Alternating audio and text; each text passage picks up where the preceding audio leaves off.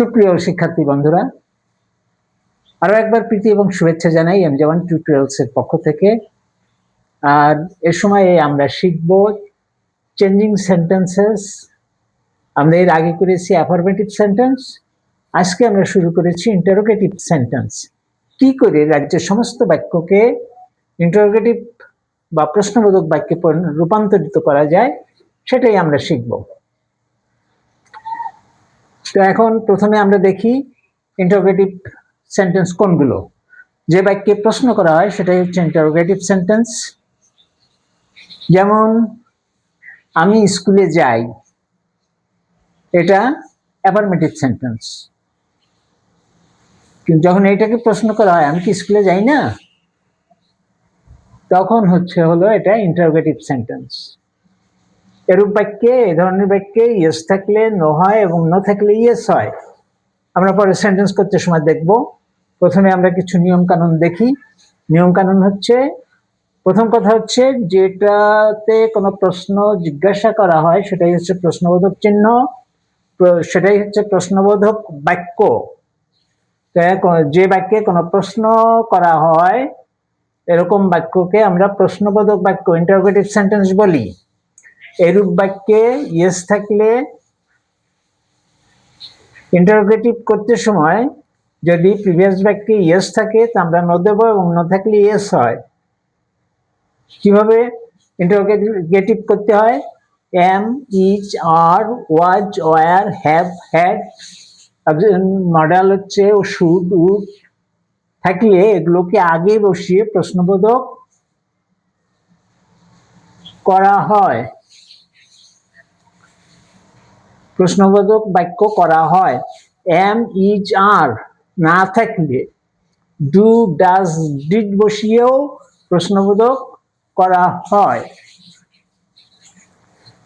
এর আগে একটা ভিডিও আছে যেটায় অক্সিলারি ভার্ব সম্পর্কে বলা আছে, সেখানে ডু, ডাজ, ডিড সম্পর্কে বলা আছে যে এগুলো অক্সিলারি ভার্ব হিসাবে কাজ করে। যে am, is, are, was, were এগুলো হচ্ছে অক্সিলারি ভার্ব, এগুলো ডু, ডাজ, ডিড এগুলো অক্সিলারি ভার্ব হিসাবে কাজ করে। ডব্লিউএইচ এর যে কোনো একটি আগে বসেও ইন্টারোগেটিভ করা যায়। ডব্লিউএইচ অর্থাৎ হু, হোয়াট, হোয়েন, হুম, হোয়ার এগুলো হচ্ছে ডব্লিউএইচ শব্দ। এই শব্দগুলো আগে বসিয়েও প্রশ্নবোধক করা যায়। কিছু চেঞ্জ হয়। এভরিবডি, এভরিওয়ান থাকলে হু বসবে, নোবডি, নান, নো ওয়ান থাকলেও হু বসবে, নেভার থাকলে এভার হবে এবং নাথিং থাকলে এনিথিং হবে। এই বিষয়গুলো, এই কটা বিষয় আমরা ভালোভাবে খেয়াল রাখবো যে এভরিবডি, এভরিওয়ান থাকলে হু হবে, নোবডি, নান, নো ওয়ান থাকলে হু হবে, নেভার থাকলে এভার এবং নাথিং থাকলে এনিথিং।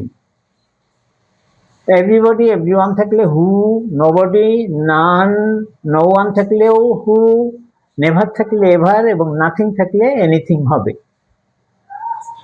এই ছিল নিয়ম, ইন্টারোগেটিভ করার নিয়ম।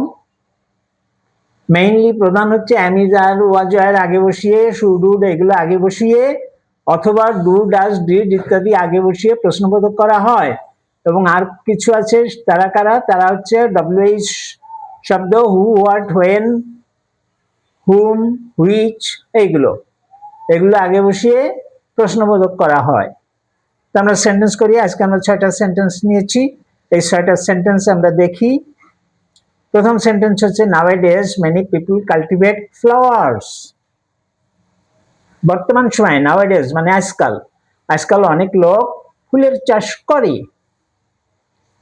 প্রশ্নবোধক করতে হলে যেহেতু এসগে am, is, are, was, were, have, had, should, would কিছুই নাই, তাহলে বাধ্যতামূলক ভাবে আমরা এখানে ডু আনলাম, কেননা ডুও সাহায্যকারী ভার্ব হিসেবে কাজ করে।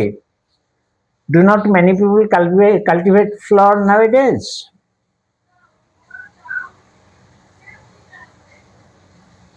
সংক্ষিপ্ত রূপে ডু নট, সংক্ষেপে লিখতে হবে do not, D O N apostrophe S T, apostrophe S তারপরে টি, অ্যাপোস্ট্রফি তারপরে T. Do not many people cultivate flowers nowadays. এখন কি অনেক লোক ফুলের চাষ করে না? 2 নম্বর সেন্টেন্সে আছে people like to watch television. Do not people like to watch television. লোকেরা কি টিভি দেখতে পছন্দ করে না? এখানে ডু আসছে am is are was were এবং ডব্লিউএইচ এর কিছু নাই, এই কারণে এখানে ডু আমরা আনছি। ডু আনতে সময় now a days many people cultivate flowers. এখন ডু হবে না ডাজ হবে না ডিড হবে?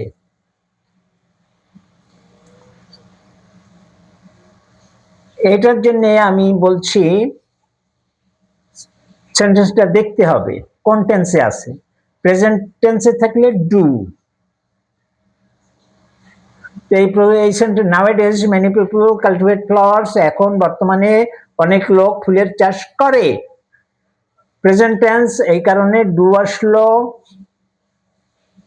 আর বহুবচন আছে মেনি পিপল, মানে অনেক লোক, এই কারণে ডাজ হবে না ডু হবে। তাহলে do not many people cultivate flowers nowadays. বর্তমানে কি অনেক লোক ফুলের চাষ করে না?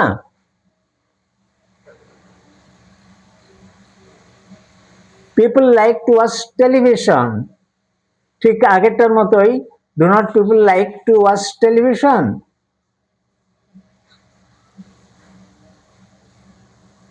তারপরে হচ্ছে Bangladesh is a low lying country,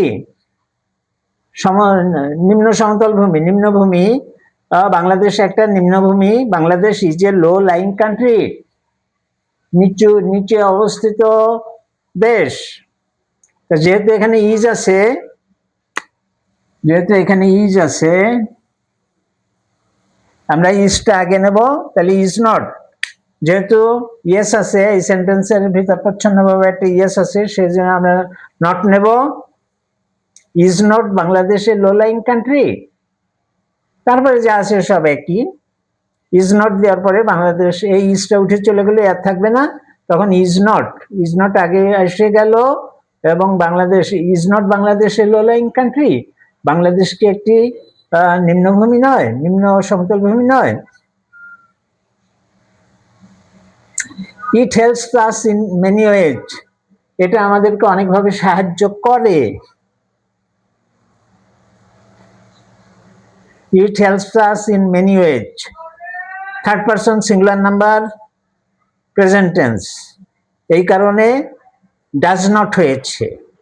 it third person, এই যে হেল্পস আছে এই এসটাই এখানে ডাজ নট হয়ে গেল, তখন আর হেল্পের শেষে কোনো এস দেওয়া লাগে না। তাই does not it help in many ways, does not it help us in many ways, it helps us in many ways, এটা আমাদেরকে নানাভাবে সাহায্য করে। তখন প্রশ্ন হচ্ছে এটা কি আমাদেরকে নানাভাবে সাহায্য করে না? Does not it help us in many ways.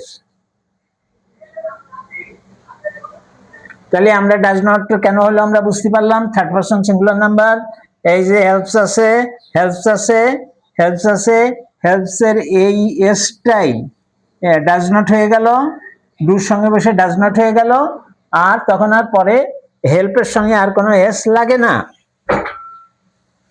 তারপরে it rains all day long, it rains all day long, সারাদিন বৃষ্টি হচ্ছে, এটাও থার্ড পারসন সিঙ্গুলার নাম্বার এবং প্রেজেন্ট ফর্মে আছে। এই কারণে এই রেইনের এস, আর যেহেতু এস গায়ে আমি আর ওয়াজ আর নাই, সেহেতু আমরা ডু আনলাম, ডাজ হলো ডু রেইনস এর এস মিলে ডুর সঙ্গে মিলে ডাজ হয়ে গেল। Does not it rain all day long, সারাদিন ধরে কি বৃষ্টি হচ্ছে না? সব শেষে ইট ডিস্ট্রয়েস সিভিলাইজেশন, ইট ডিস্ট্রয়েস সিভিলাইজেশন, এটা সভ্যতাকে ধ্বংস করে, ইহা সভ্যতাকে ধ্বংস করে। প্রেজেন্ট ফর্ম আছে, থার্ড পারসন আছে, এই জন্য এস আছে, এই এসটা ডুর সঙ্গে মিশে ডাজ হয়ে গেল, তাহলে তখন আমরা লিখলাম does not it destroy civilisation. এটা কি সভ্যতাকে ধ্বংস করে না? তো এখানে যে সবচেয়ে বড় বোঝার জিনিস হচ্ছে যেটা, যে প্রেজেন্ট ইনডিফিনিট টেন্স থাকলে, থার্ড পারসন সিঙ্গুলার নাম্বার থাকলে, আর ভার্বের শেষে যদি এস থাকে, ওই এসটা ডু সঙ্গে মিশে ডাজ হয়, তারপরে ডাজ আর নিয়ে অনুযায়ী নট বসে, নো নট বসে, তাহলে তখন হয়ে গেল does not, does not, does not, সবগুলো ডাজ নট। আর তারপরে বাদ বাকি যা আছে সেম, কোনো পার্থক্য নাই। তাহলে it helps us in many ways, এটা আমাদেরকে নানাভাবে সাহায্য করে। তখন এটা does not it help us in many ways? It rains all day long, সারাদিন বৃষ্টি হচ্ছে। তাহলে যেহেতু অ্যামিজ আর ওয়াজ আর কিছু নেই, আমরা ডু আনবো, ডুর সঙ্গে এস মিলে ডাজ করব। যেহেতু এখানে রেইনস আছে সেহেতু ডাজ হবে, does not it rain all day long. তারপরে it destroys civilisation, does not it destroy civilisation? এটা কি সভ্যতা ধ্বংস করে না? নিয়ম কানুনগুলো এটা আমরা আরো একবার দেখবো, এই জায়গায় আসবো আমরা পরে নেক্সট ক্লাসে। পরবর্তী পর্যায়ে আমরা সেন্টেন্স করতে সময় এগুলো থাকবে, এই জন্যে আমরা এখন জেনে রাখা আমাদের জরুরি। সেটা হচ্ছে এভরিবডি, এভরিওয়ান থাকলে হু হবে, নোবডি নান নো ওয়ান থাকলে হু হবে, নেভার থাকলে এভার হবে, নাথিং থাকলে এনিথিং হবে।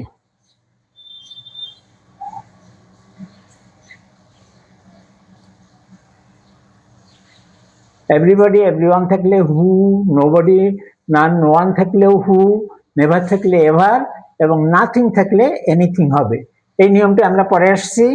আজকে আমরা নিয়েছিলাম 6টা সেন্টেন্স আমরা দেখলাম, বাদ বাকি আরো কিছু সেন্টেন্স দেখলে আমাদের আইডিয়া ক্লিয়ার হবে। তা এই ছোট ক্লাসটা আজকের মতো এটুকুই ছিল, আমরা এখানেই শেষ করছি। আর শিক্ষার্থী বন্ধুদেরকে অনুরোধ করছি, তোমরা প্লিজ প্লিজ প্লিজ সাবস্ক্রাইব করবে, বেল আইকন বাজিয়ে সঙ্গে থাকো, লাইক কমেন্ট শেয়ার করো। কোনো সমস্যা থাকলে কমেন্টে জানাও। আর খুব শীঘ্রই আসছি আরো একটা ভিডিও নিয়ে। ততক্ষণ পর্যন্ত তোমরা প্রত্যেকে ভালো থাকো, সুন্দর থাকো, সুস্থ থাকো কামনা করি। ভালোভাবে পড়াশোনা করো। আমার একটাই লক্ষ্য, যেন প্রত্যেকে সুন্দরভাবে পড়াশোনা করে। তা প্রত্যেককে আমি আরো একবার আমার আন্তরিক শুভেচ্ছা জানিয়ে আজকের মতো এখানেই শেষ করছি। খোদা হাফেজ।